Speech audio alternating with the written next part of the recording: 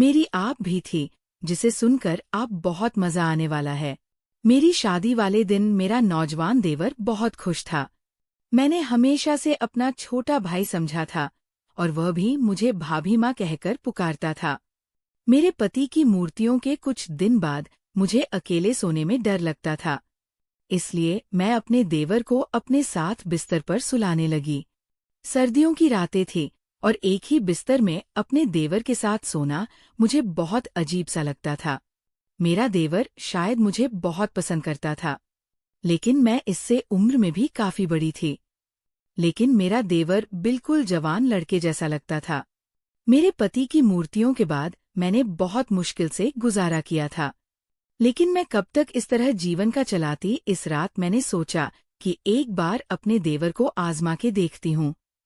आधी रात को मैंने इसे हिला कर देखा। वो गहरी नींद में था, लेकिन जैसे ही मैंने इसे छुआ, मेरी आंखें इस हैरत से फटी की फटी रह गई। मेरे पति की मूर्ति को अभी 2 दिन ही हुए थे। मेरे घर में मेरी सास, ससुर और ननंद भी नहीं थी। मेरे पति का इस दुनिया में अपने छोटे भाई के अलावा और कोई नहीं था। रोहन की उम्र भी ठीक थी। वह मुझसे छोटा था। मैंने इसे कभी छोटे भाई से ज्यादा कुछ नहीं समझा। जब मेरी शादी हुई तब वो मेरी शादी के दिन बहुत खुश था। वो कहता था कि इसे नई माँ मिल गई है।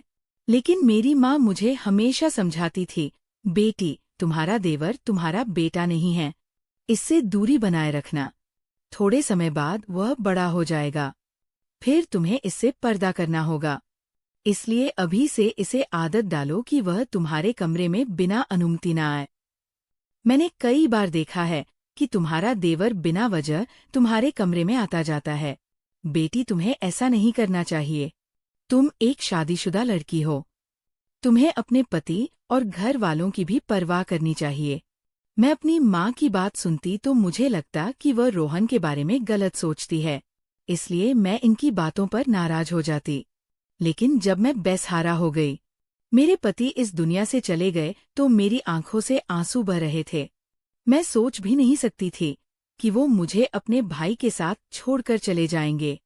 मेरी जिंदगी मुश्किल में पड़ गई थी। रो रो कर मेरा बुरा हाल था। रात के 12 बजे गए थे। मेरा देवर रोहन अभी तक घर नहीं आया था। शायद वो अपने रिश्तेदारों के साथ व्यस्त था। मेरा दिल इस बात से सतुन था कि अगर वो घर नहीं आता तो ये अच्छी बात है, क्योंकि अगर वो घर आ जाता तो मुझे सहज महसूस होता। मुझे बार बार अपनी माँ की बातें याद आ रही थी। तभी इस बड़े घर के दरवाजे पर दस्तक हुई। मेरा दिल उछल कर गले में आ गया। मैंने सोचा पता नहीं कौन होगा, लेकिन बाहर से रोहन की आवाज आई, भाभी दरवाजा खोलो। मैं हूँ। मैंने डरते डरते दरवाजा खोला। आज ये घर मुझे जंगल जैसा लग रहा था। रोहन मुझे एक छोटा सा भेड़िया लग रहा था। पता नहीं क्यों मैं इसके बारे में इतना बुरा सोचने लगी थी। भाभी, आपने खाना खाया? इसने मासूमियत से पूछा। इसकी नजरें झुकी हुई थी और इसके हाथ में एक थैली थी। थैली में चावल थे जो होटल से लाए हुए लग रहे थे। इसने एक प्लेट में चावल डाले और मेरे सामने रख दिए। भाभी, मुझे खाना बनाना नहीं आता। मैं आपके लिए बाहर से खाना लाया हूँ। आप खा लीजिए वरना भूख के मर जाएंगे। मैं अपने भाई के बाद अपनी माँ को नहीं खोना चाहता। रोहन की आंखों में भी आंसू थे। वो माँ मुझे माँ कह रहा था, लेकिन मेरी थी भाभी। आपको चिंता करने की जरूरत नहीं थी। मैं आपका सहारा बनूंगा। आप इस घर से कभी मत जाना। ये माँ की बातें मेरे दिमाग से नहीं निकल रही थी। वो बहुत भावुक बातें कर रहा था, लेकिन मेरे मन में कहीं अश्काएं घूम रही थी। फिर इसने एक अजीब बात कही, भाभी, आप इस कमरे में सो जाए। दूसरा कमरा तो छत के पास है। मुझे लगता है कि आपको छत वाले कमरे में नहीं रहना चाहिए। अब तो सबको पता है कि हमारे घर में भाई की मूर्ति हो गई है। कोई भी बुरी नियत से हमारे घर आ सकता है। मैं हैरान थी कि रोहन इतनी छोटी उम्र में ऐसी बातें क्यों कर रहा है। क्या किसी ने इसे कुछ कहा था? लेकिन इसकी बातें मुझे ठीक लगी। मैं इसके कमरे में चली गई। रोहन का कमरा दूसरी तरफ था, जबकि मैं और मेरे पति छत के पास वाले कमरे में रहते थे। मुझे बहुत अजीब लग रहा था। आज पहली बार मैं अपने कमरे के अलावा किसी और के कमरे में आई थी। लेकिन जो कुछ मैंने रोहन के कमरे में देखा, इसने मेरी आंखें फटी की फटी रहने पर मजबूर कर दी।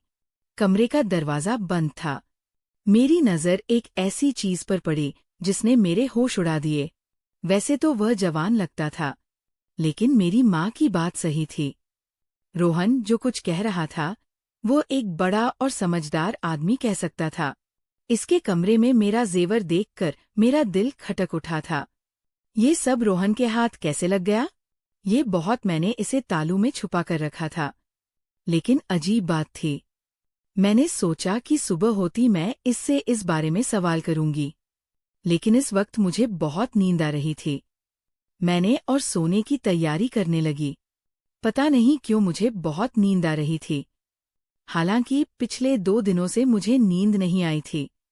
दरवाजे को अंदर से अच्छी तरह बंद कर लिया, लेकिन आज मुझे लग रहा था जैसे रोहन के लाए चावल खाने से मेरी आंखों पर नींद छा रही थी। मैंने सोचा कहीं चावल में कुछ तो नहीं मिला, लेकिन मुझे सोचने का मौका ही नहीं मिला। जब मेरी आँख खुली तो सुबह के मैं हैरान थी कि मुझे आज इतनी नींद कैसे आ गई। चावल खाने के बाद मेरी आँखें ऐसी बंद हुई जैसे किसी को शराब पिला दी हो। ऐसा तो नहीं होना चाहिए था। मेरे मन में बार बार यही ख्याल आ रहा था, कहीं रोहन के लाए चावल में कुछ मिला तो नहीं। लेकिन रोहन ऐसा क्यों करेगा? मैं आंखें मलते हुए बाहर आई तो देखा कि रोहन किचन में चाय बना रहा था। इसे देखकर मुझे बहुत बुरा लग रहा था। भाभी आप सो गई थी, आपको अच्छी नींद आई ना? इसने मेरी तरफ देखकर कहा। मैंने लहजे में कहा, हाँ आज मुझे बहुत नींद आई। क्यों नहीं आई भाभी? मैंने आपके चावल में नींद की गोली मिलाई थी। मैंने अपने दोस्त को बताया कि मेरी भाभी को नींद नहीं आई। इसने कहा कि खाने में नींद की गोली मिला दो, इससे वो आराम से सो जाएंगी। मैं हैरान हो गई कि रोहन इतनी नीच हरकत कैसे कर सकते हैं। रोहन, तुम ऐसे कैसे सोच सकते हो? तुम अपनी भाभी को बेहोश करना चाहते थे। नहीं भाभी, मैं तो चाहता था कि आपको अच्छी नींद आए। अब आप तरोताज़ा लग रही है, लीजिए चाय पीजिए। इसने चाय मेरे सामने रख मैं शक में पड़ गई। तुमने इसमें भी कुछ मिलाया तो नहीं ना? भाभी, मैंने तो आपके लिए गोली मिलाई थी। आप कहें तो मैं ये चाय आपके सामने पी लेता हूँ। चल हम आधी आधी पी लेते हैं। इसने गिलास से चाय की घूंट ली और मुझे दिखाया। मैं इस पर यकीन कर बैठी। मैंने कहा, ठीक है, मुझे माफ कर दो, मैं तुम्हारे बारे में शक करती हूँ। रोहन का चेहरा देखकर मुझे इसकी मासूमियत पर यकीन हो जाता था। इसके चेहरे पर वाकई बहुत मासूमियत थी। मैंने इस दिन इससे कुछ नहीं कहा। मैं जानना चाहती थी, क्योंकि जो कुछ मैंने इसके कमरे में देखा था, इसकी कोई माफी नहीं थी। थोड़ी देर बाद इसने खुद ही बात शुरू की। भाभी, मैं आपके जेवर बेचना चाहती हूँ।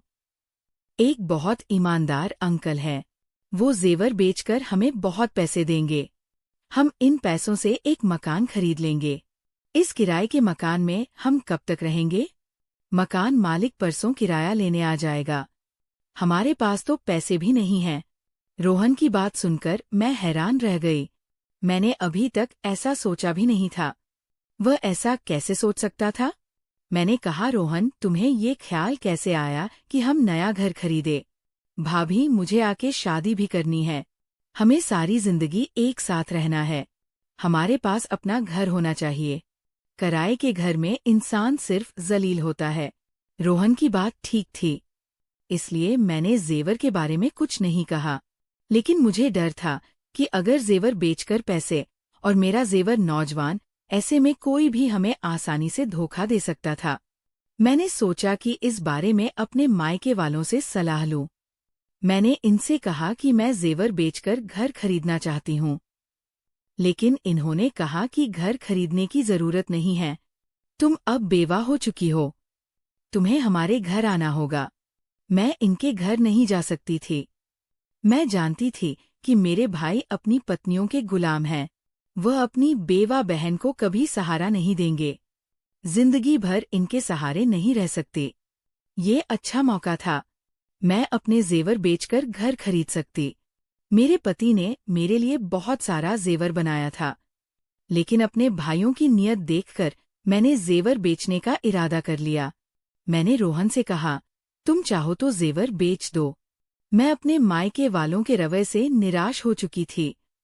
रोहन ने अपने अंकल को जेवर दे दिए, तो 2 दिन बाद इन्होंने हमें एक बहुत अच्छी जगह पर घर की चाबी और कागजात दे दिए। मैं इस पूरे परकन पर हैरान थी। 2 दिन में इतनी जल्दी घर कैसे मिल सकता है? लोगों को घर के लिए इतना काम करना पड़ता है, कागजात, इंतकाल और बहुत कुछ। लेकिन जब रोहन ने कागजात मेरे हाथ में दिए तो मैं हैरान रह गई। वो छोटा था, लेकिन इसकी सोच बड़ों जैसी थी। पर इसने एक अजीब बात कही, भाभी हम घर साफ कर लेंगे, फिर आपसे जरूरी बात करनी है। इसकी आंखों में एक अजीब सी बेचैनी थी। मैं समझ नहीं पा रही थी कि वो मुझसे क्या कहना चाहता है। इस वक्त मैं जल्दी में थी। हमने घर में सारा सामान रख दिया था। अब हमें खाने पीने और राशन की चिंता थी। मैंने तो कभी नौकरी भी नहीं की थी। फिर रोहन ये क्यों कह रहा था कि इसे मुझसे जरूरी बात करनी है? मेरे मन में कई सवाल थे, लेकिन मैं चुप रहना चाहती थी। शाम को मैंने सारा सामान अपनी जगह पर रख दिया। वैसे भी हमारा सामान ज्यादा नहीं था। मैंने अच्छा खाना बनाया, बिल्कुल वैसे जैसे मैं अपने पति के लिए बनाया करती थी। मैं रोहन का इंतजार कर रही थी, क्योंकि वो इस घर का हिस्सा था। मैं नहीं चाहती थी कि वो बाहर जाकर गंदा खाना खाए। मैंने इसके दिन वो घर नहीं आया। मुझे बहुत अजीब लगा। इसे इस वक्त घर होना चाहिए था। रात के दिन 12 बज गए थे। मैं पति की मूर्ति से फिर बाहर नहीं निकलता था। मुझे डर लग रहा था, इसलिए बहुत मेहनत से खाना बनाया था। लेकिन इसके पहले वो शाम 5 बजे तक घर आ जाता था, और तो इसका इंतजार करने लगी। रात के 12 बजे इसने दरवाजे पर दस्तक दी। मैंने गुस्से से दरवाजा खोला और इस पर बरस पड़ी। कहाँ चले गए थे रोहन? तुम्हें शर्म नहीं आती? मैं तुम्हारी बेवा भाभी तुम्हारा इंतजार कर रही थी। मैंने तुम्हारे लिए खाना बनाया और तुम होकर अपने भाई की जाति आवारा हो गए हो। घर ऐसी कौन सी बात है जो तुम घर में नहीं कर सकते? तुम्हें बाहर जाना पड़ता है। अपने दोस्त को यही बुला लिया करो। भाभी मैं ऐसा नहीं कर सकती। उसने गुस्से से मुझे देखा, जिससे मैं डर गई। नाक से की जाने वाली आवाज, लेकिन वो तो एक बच्चा था। मैंने सोचा कि मैं इसे डरा सकती हूँ। मैं यही सोचकर बात कर रही थी कि वो मुझ पर चिल्ला उठा, भाभी बस करो, मुझे अब आपकी कोई बात नहीं सुननी। जो खाना आपने बनाया है उसे आप खुद खा लो। ये कहकर वो अपने कमरे की ओर चला गया। इस वक्त वो किसी 40 साल के मर्द की तरह गुस्सा कर रहा था। मुझे बहुत अफसोस हुआ। वो गुस्से में था। जरूर कोई बात थी। मैंने इसके कमरे में जाकर दस्तक दी। इसने दरवाजा खोला और अजीब नजरों से देखकर बोला, भाभी एक बात कहूँ, आप मुझसे शादी कर लो, वरना आप। इसकी बात सुनकर मेरी आंखें बटी की बटी रह गई। तुम ऐसा कैसे सोच सकते हो कि मैं तुमसे शादी करूंगी? तुम्हारा माँ वाला प्यार कहाँ गया? तुम मुझे सुबह शाम माँ कहते हो। अब क्या हो गया? किसने तुम्हारा दिमाग खराब कर दिया? इतनी नीच बात तुमने कैसे सोची और फिर मन से कैसे निकाली? मैं गुस्से से आग बगोला हो रही थी। वो बिना किसी शर्म के मेरे सामने हाथ बांधे खड़ा था। मुझे टकट की भरी नजरों से देख रहा था। मुझे इसकी नजरों से डर लगने लगा। मैं बोलते बोलते चुप हो गई। नेक्स्ट पार्ट के लिए चैनल को सब्सक्राइब करें।